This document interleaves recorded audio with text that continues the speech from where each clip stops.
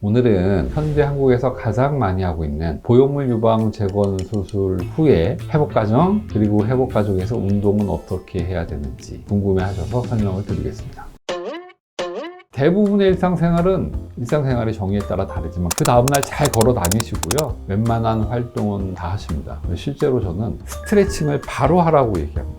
왜 그러냐면 이 모든 보형물이 들어갔을 때 우리가 통증을 느끼는 거는 조직이 늘어나기 때문에 생기는 통증이에요. 이 팽창통을 줄이기 위해서는 먼저 늘리는 겁니다. 선도적으로 먼저 늘리면 불편하지 않죠. 다만 보형물의 위치가 수술할 때 잡아놓은 데서 다른 데로 가면 안 되니까 불안은 잘 한 상태에서 스트레칭을 해야 되겠죠. 여러 가지 동작 중에 제가 가장 많이 하라고 얘기하는 동작은 1번은 이거죠.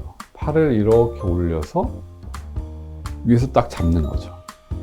마치 다이빙 선수의 입수 자세로. 그러면 이 부분하고 이 가슴 부분의 연조직이 충분히 당기게 돼요. 처음에 하라고 못 하신다는 분도 있고 싫다는 분도 있는데 딱 이렇게 해서 한 30초 정도 지냅니다.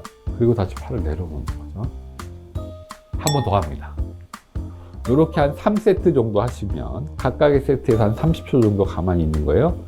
그리고 나면 아마 이렇게 팔을 움직여도 통증을 많이 느끼지 않을 거고요. 두 번째 동작은 흉곽을 이 전면부를 늘리는 방법인데요. 이렇게 하기 위해서 팔을 뒤로 하시고 가슴을 쫙 피는 거예요. 그럼 이 앞부분에 텐션이 많이 걸리면서 이 부분의 연조직이 늘어나는 거죠. 핵심은 보형물을 덮고 있는 그 부분의 연조직을 늘려서 팽창통을 줄이는 겁니다. 그러니까 보형물이 늘어가면 팽창할 수밖에 없는데 미리 선제적으로 늘리는 겁니다.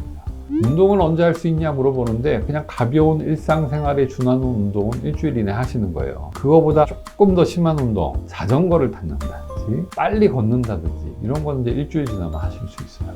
아주 격한 운동은 언제 할 수 있어요? 이런 질문을 하는데 격한 운동을 하면 되고 안 되고의 문제가 아니라 격한 액션을 할 때 여러분의 가슴을 얼마나 잘 유지한 상태에서 할 수 있는지가 중요해요. 그러니까 아주 격한 운동을 하더라도 타이트한 브라를 해서 흔들리지 않으면 별 상관이 없죠. 그런데 이제 그렇게까지 못한다고 가정을 한다 그러면 저는 아주 격한 운동은 한 2달 뒤에 하라 그래요. 왜냐하면 한 2달 정도 되면 피막이 어느 정도 형성이 되고 그 피막이 보형물의 바운더리를 어느 정도 유지하는 힘이 있기 때문에 그때 하는 게 좀 더 안정적이지 않을까 이렇게 얘기를 해요. 그래서 가령 골프의 드라이버 풀스윙을 한다거나 러닝이 의외로 이제 가슴이 많이 출렁입니다. 수영 이런 격렬한 운동들은 한 2달 뒤에 하면 좋겠고 그럴 상황이 안 된다 그러면 타이트한 브라를 하고 하는 것입니다. 일주일 되면 뭐 해도 되고 2주일 되면 뭐 해도 되고 한 달 되면 뭐 해도 되는지 알려주세요 라고 얘기하는데 그냥 딱 운동을 지정해서 알려주는 거는 제 생각에는 좀 성의가 없는 답변이고 원칙을 먼저 알려드리는 게 좋을 것 같아요. 첫 번째는 조직을 잘 팽창시킨다.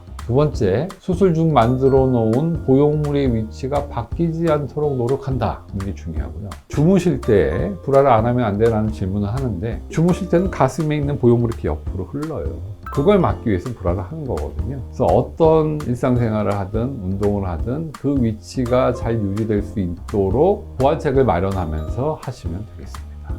우리가 왜 운동을 해야 되고 운동할 때는 뭘 주의해야 되는지 설명을 드렸는데 아무쪼록 여러분들한테 많은 도움이 됐으면 좋겠습니다. 더성형외과 옥재진이었습니다. 감사합니다.